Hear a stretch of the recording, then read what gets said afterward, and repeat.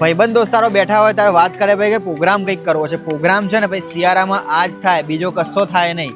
અને આ પ્રોગ્રામથી છે ને ખરેખર બોસ બહુ મજા પડે જવાની છે. તુવેર ટોઠા છે, ડુંગળીયું છે, કાજુ લસણ છે, હલ્દી છે, આ બધી જ વસ્તુ જે ખાવાની જે મજા આવે છે ને બોસ, પાછા મસ્ત મજાના એવા બાજરાના રોટલા, એવા દેશી હાથથી બનાવેલા, એની સાથે તમને મસ્ત મજાની બ્રેડ મળી જશે, ડુંગળી છે, છાશ છે, મરચા છે અને આ દેશી ગોળ. હાર્દિક ભાઈ તેલ કયું તમે યુઝ કરો યાર? અમે સિંગ મોતીનું સિંગ તેલ પ્યોર 20 નંબર મગફળીમાંથી નીકળે. મોસ્ટલી હું ચોથી પાંચમી વાર આવી અને Okay. આજે તો હું મારા ફ્રેન્ડ સર્કલ સાથે આવેલી શું છું. વાત છે? ક્યાંથી આવો છો તમે એકચ્યુઅલી?